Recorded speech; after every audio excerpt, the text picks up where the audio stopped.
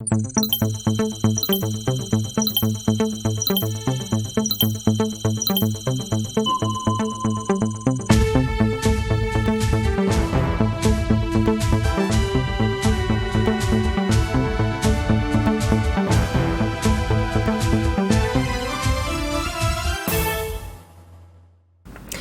président du Faso en France, avec son homologue Emmanuel Macron, les sujets de coopération et de lutte contre le terrorisme, ainsi que le prochain sommet du G5 Sahel ont été abordés, images et précisions dans ce journal.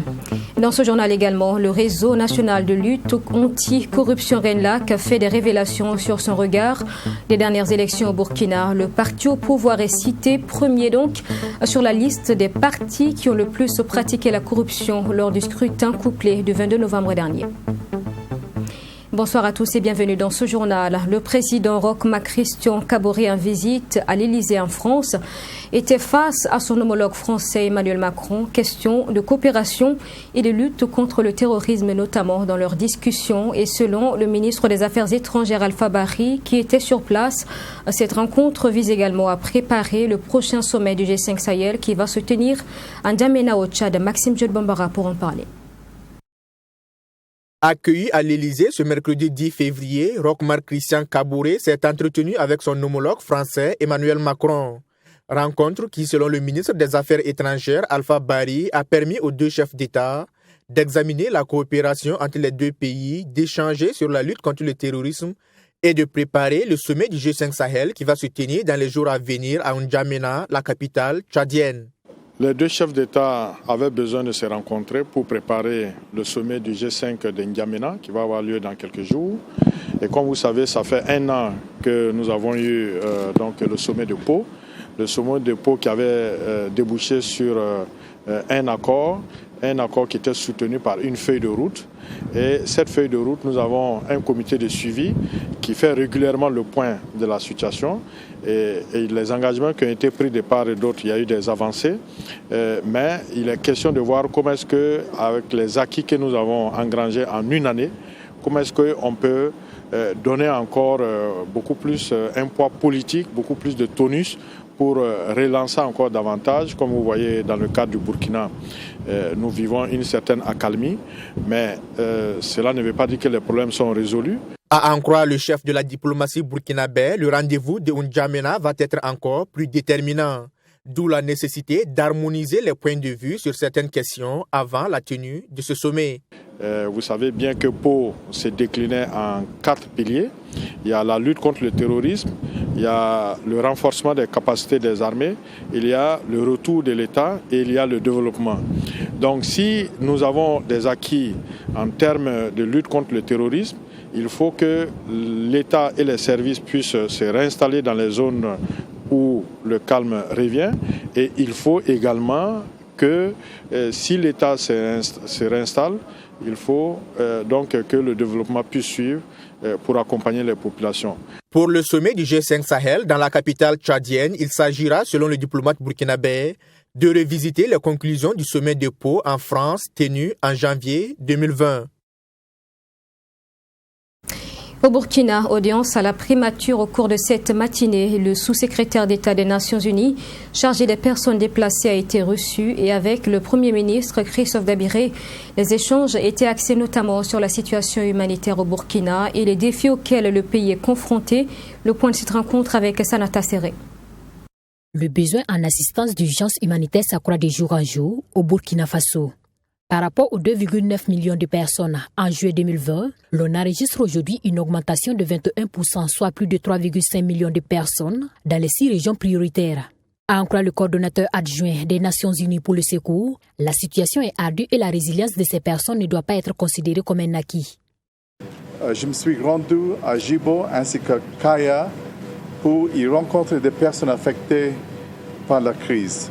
Les 2 localités accueillant plus d'un cas, 25 des personnes déplacées internes du pays. J'ai été touché par la solidarité des communautés hôtes et la résilience de ces personnes déplacées. J'ai pu constater les conditions de vie difficiles et le manque de moyens de subsistance des communautés affectées.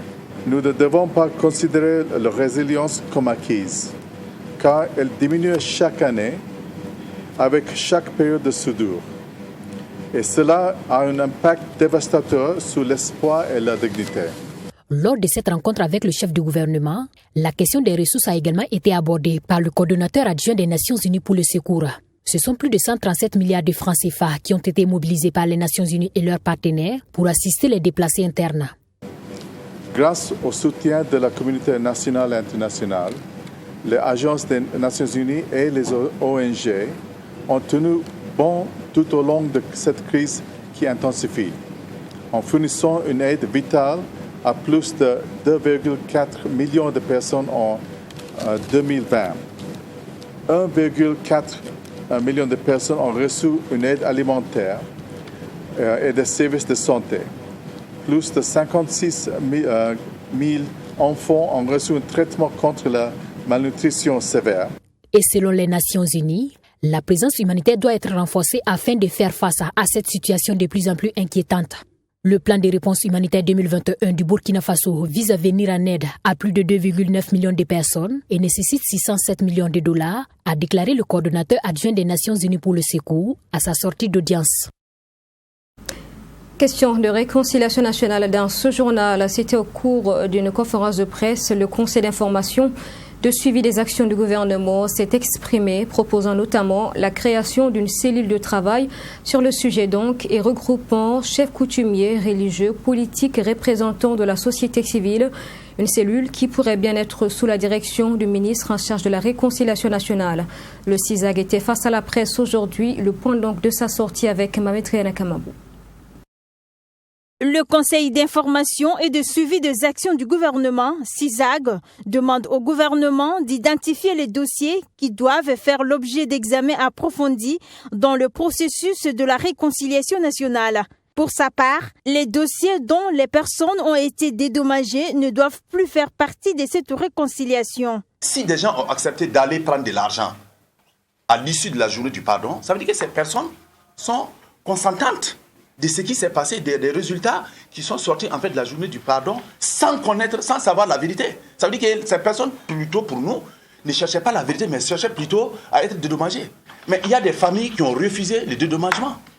Vous avez la famille Norbert Zongo qui n'a pas accepté le dédommagement. Vous avez la famille Thomas Sankara qui n'a pas accepté le dédommagement. Alors, ça veut dire que c'est des gens, effectivement, ces dossiers-là, c'est des gens qui veulent vraiment connaître la vérité. Ce n'est pas l'argent qui les intéresse. Ils veulent vraiment la vérité. Le CISAG dit reconnaître que la révolution a divisé les Burkinabés et les stigmates demeurent malgré le temps. Sous la révolution, nous avons vécu des choses que sous aucun régime précédent, nous n'avons vécu. Il y a eu d'abord des tueries. C'est sous la révolution que nous avons vu, à partir de la révolution, que nous avons vu des crimes crapuleux. Nous avons vu des gens perdre leur emploi sans aucune raison valable. Nous avons vu des familles dépouillées de leurs biens sans aucune raison valable. Le CISAG ajoute aussi qu'il s'agisse du modèle de réconciliation à la rwandaise, à la sud-africaine, à la tunisienne ou encore à l'algérienne, il faut que les Burkinabés fassent un choix d'opportunité. Un choix dont l'efficience dépendra de la bonne volonté de tous les acteurs et de leur capacité à s'oublier eux-mêmes pour enfin penser à l'intérêt général de la nation. Ce n'est pas la peine de chercher à faire une réconciliation des façades, ce n'est pas la peine de chercher des gens qui vont venir s'asseoir, tenir des beaux discours, faire des promesses aux victimes qui ne sont pas, qui dans leur cœur n'ont pas pardonné, sortir des recommandations pour nous dire que non, les peuples burkinabés se sont réconciliés. Non, c'est pourquoi nous avons dit qu'il faut qu'il y ait de la sincérité dans ce que nous allons faire. Et pour qu'il y ait cette sincérité, le CISAG souhaite qu'une cellule composée de chefs coutumiers, de religieux, de politiques et de sociétés civiles travaille sous la direction du ministre de la Réconciliation nationale. Pour aller à cette réconciliation nationale, le CISAG propose deux solutions, à savoir la justice classique et la justice traditionnelle. Le réseau national de lutte anticorruption RENLAC affirme que le mouvement de Peuple pour le Progrès MPP, parti au pouvoir, est le parti qui a le plus pratiqué la corruption avant et après les élections de novembre dernier. Aujourd'hui, le réseau a en effet rendu public son rapport donc sur les scrutins de 22 novembre dernier. Précision sur le contenu avec Fatima Tanikima. Avec 46,9% des cas de corruption électorale observés par le réseau national de lutte anticorruption RENLAC, le mouvement du Peuple pour le Progrès MPP est classé premier parmi les partis politiques impliqués dans les pratiques de corruption. Il est suivi par le Congrès pour la démocratie et le progrès CDP avec 10,3%. Le CDP est suivi par l'Union pour le progrès et le changement UPC avec 7,3%. Le Rassemblement patriotique pour l'intégrité RPI et Agir ensemble viennent en 4e position avec 5,5%. Le NTD, le Nouveau Temps pour la démocratie, occupe la dernière place des 6 premiers partis politiques qui ont le plus eu recours à la corruption pendant la campagne et la pré-campagne selon le RENLAC. Ils sont également les partis qui ont eu plus de voix au sortir des élections couplées du 22 novembre dernier. Nous avons noté des faits que, en tout cas, nous soumettons à l'ensemble des citoyens parce que nous estimons que si on doit poursuivre sur cette voie de corruption électorale où c'est pratiquement l'argent qui décide du sort des élections, on se demande bien si c'est vraiment des élections. Et on se demande si c'est de la démocratie ou la plutocratie, comme vous avez vu sur nos affiches. La fraude et la corruption ont donc joué un rôle majeur dans l'issue des dernières élections au Burkina Faso, selon le secrétaire exécutif du RENLAC. Et au-delà de la distribution de carburant, de t-shirts et de vivres, l'argent a joué le plus grand rôle.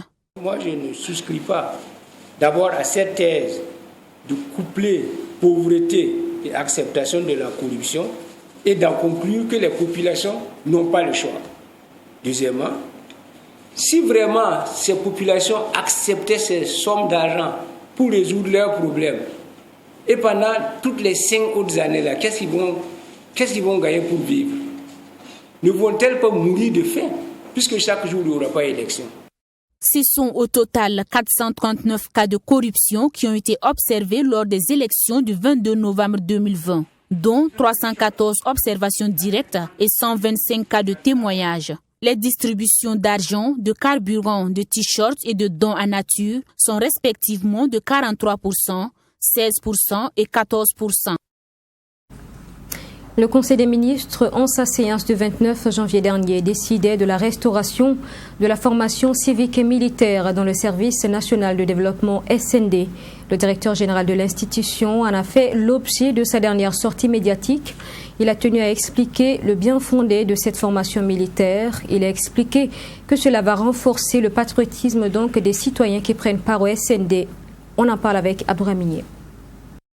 L'instauration de la formation civique et militaire au Service national de développement SND permettra aux agents de l'administration publique d'être de bons exemples en matière de civisme, selon le directeur général du SND, et ce, dans un contexte d'insécurité qui exige un engagement patriotique de la part des Burkinabés.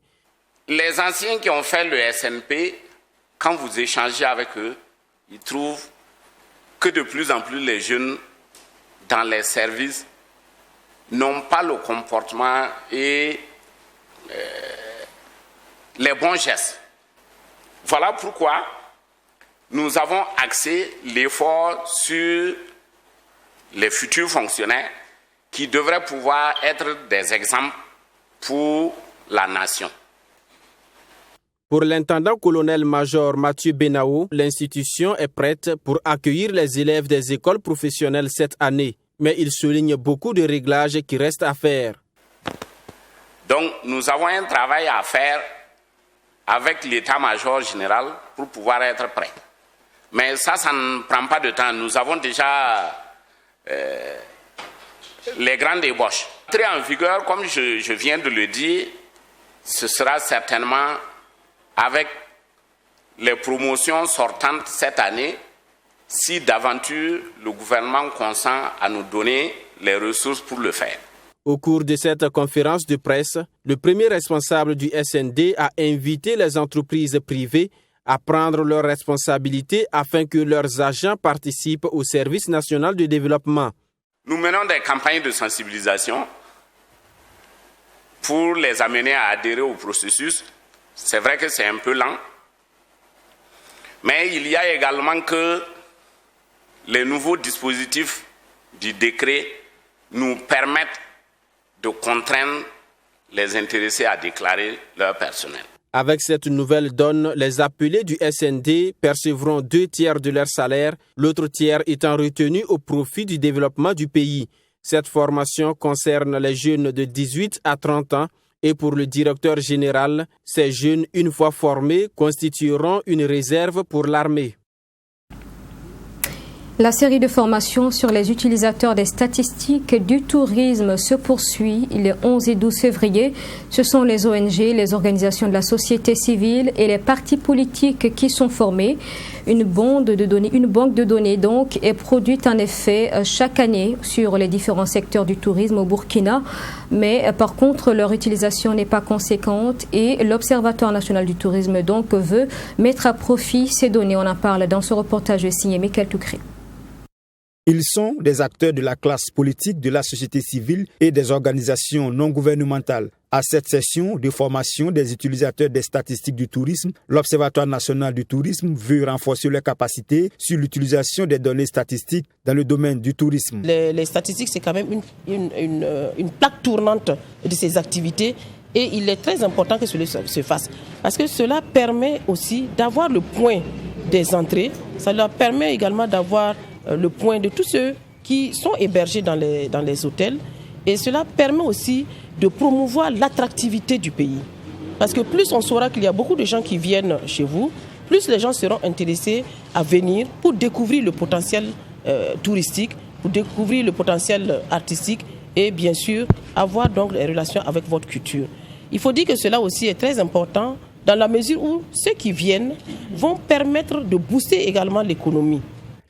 Durant ces 48 heures de formation, les participants seront outillés sur la maîtrise des grandes lignes d'élaboration des données du tourisme, les mécanismes d'accès à l'information et aussi comprendre les limites des données du tourisme au Burkina Faso. Il est très important de parler de statistiques dans le domaine donc, touristique parce que cela permet vraiment une grande attractivité du pays. Ce que nous attendons d'eux, c'est de diffuser autour d'eux l'importance des statistiques dans notre pays, l'importance des statistiques dans le tourisme et de donner l'envie aux gens de venir et également de se déclarer et permettre également à tous ceux qui sont hôteliers, tous ceux qui hébergent des gens, qui viennent d'ailleurs, qu'ils puissent permettre aux statistiques de connaître le nombre de personnes qui fréquentent le Burkina Faso et de montrer que le Burkina Faso reste un pays fréquentable. Cet atelier de formation sur les utilisateurs des données statistiques est organisé et financé par le sous-programme statistique du programme d'appui à la gestion publique et aux statistiques en collaboration avec l'Observatoire national du tourisme au Burkina Faso. L'urbanisation accélérée de la capitale du Burkina qui accueille 200 000 personnes par an et la pression démographique qu'elle subit ont pour conséquence de repousser ses limites administratives, transformant ainsi les communes limitrophes en cités dortoirs, des phénomènes qui durent depuis des décennies et viennent donc compliquer la recherche de solutions durables en matière de mobilité. Fort de ce constat, les maires des 8 communes réunies dans le projet Grawaga se retrouvent pour la signature d'une convention constitutive de la communauté. Donc, l'Assemblée générale co-constitutive a débuté ce 11 février dans la commune rurale de Konkipala en présence de Serge Bado. La convention constitutive de la communauté du Grand Ouaga est une nouvelle entité qui permettra non seulement de traiter de manière holistique les problèmes de gouvernance locale auxquels les élus locaux sont confrontés. Et pour le maire de la commune de Ouagadougou, Armand Pierre Bewende, l'Assemblée générale constitutive permettra d'accorder les violons pour la signature de la communauté des communes du Grand Ouaga. C'est un accord entre plusieurs communes de mettre ensemble leur potentiel pour faire des projets à l'échelle de toutes les communes et des projets intercommunaux.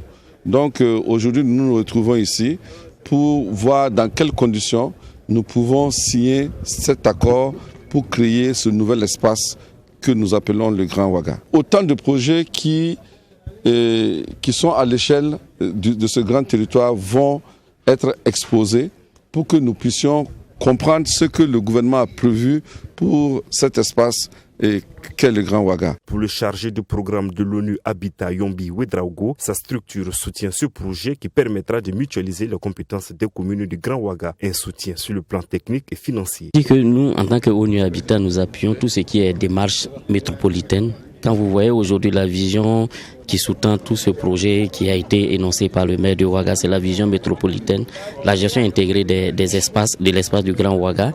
Et nous, en tant qu'institution onusienne qui travaillons sur ces questions-là, notre engagement, c'est aux côtés de la mairie, c'est vraiment de les appuyer, non seulement du point de vue technique, mais aussi du point de vue financier, pour faire en sorte que ce projet de création de la métropole du Grand Ouaga soit une réalité et qui va permettre qu'aujourd'hui, les collectivités territoriales se sentent dans un espace développé et intégré. Et en tant que partenaire, nous sommes prêts à accompagner cette initiative que nous avons commencée du reste depuis septembre 2019 à Lumbila, qui a consacré d'abord, qui est passé par d'abord un atelier de planification urbaine qui avait permis que les maires disposent d'outils de compréhension sur les enjeux métropolitains de la gestion des espaces. En rappel, le Grand Ouaga est un espace géographique d'une superficie d'environ 3304 km², comprenant la commune urbaine de Ouagadougou et les communes rurales périphériques telles que Komki Ipala, Komsilga, Koubri, Lumbila, Pabré, Saba et Tanguay Dassouri.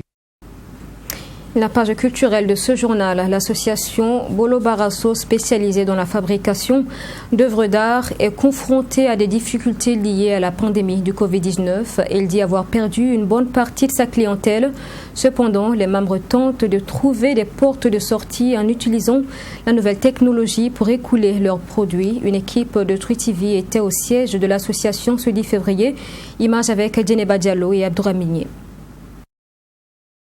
Au siège de l'association Bolo Barasso, les artisans sont spécialisés dans la fabrication d'objets made in Burkina, des tables, des chaises, des fauteuils, des chaussures et des sacs avec la matière première locale. Ces sacs sont confectionnés à base de peaux d'animaux. Je fabrique les sacs en cuir, les ceintures, les pochettes, et tout ce qui est faisable avec le cuir, nous les utilisons avec les peaux de chèvre et de mouton. Bon, il faut d'abord tanner la peau, puisque la peau vient d'abord brute. Il faut essayer de le tanner, laver, teinter, rendre ça souple et brillant avant de commencer à couper. C'est là maintenant on peut les rassembler pour avoir ce que nous voulons, comme sac, comme ceinture et autre chose, quoi.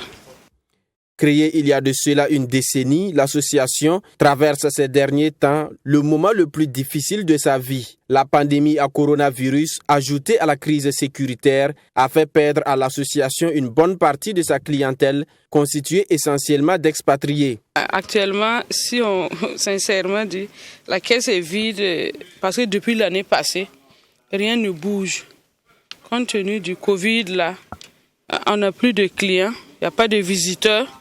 Ou même quand vous êtes venu depuis là, est-ce que vous avez vu un client planer ici? Le pays aussi qui traverse le problème de djihadistes là, ça fait qu'on n'a plus d'étrangers aussi. C'était nos clients aussi qui ne viennent plus. Donc le problème est vraiment difficile à gérer actuellement. Ça fait que vraiment la caisse est vide, il n'y a rien même. On ne sait pas comment gérer même pour s'en sortir parce qu'il n'y a pas de clients. La situation commande une résilience de la part des artisans. Ils utilisent désormais d'autres plateformes pour faire la promotion de leur création et toucher la clientèle. Au lieu qu'on mette tout sur le Covid, c'est à nous de voir pour trouver des solutions alternatives. Ça veut dire aujourd'hui, il y a sur le net, il y a l'Internet, par les WhatsApp, par les Facebook, on peut vendre nos produits. On peut chercher la clientèle par ça. On n'a pas plus besoin que les clients se déplacent, mais c'est nous devons nous déplacer vers les clients pour approcher les clients d'une autre manière. L'autre aspect qui réjouit ces artisans de l'association Bolo Barasso, c'est l'intérêt que les Burkinabés accordent de plus en plus aux produits locaux. Aujourd'hui, avec l'Internet, avec les voyages, avec les échanges des Africains, des Burkinabés qui sortent du pays. Quand ils reviennent, ils disent leur culture, ce qui est fait chez eux est mieux. Parce qu'ils ont essayé ce qui venait de l'extérieur.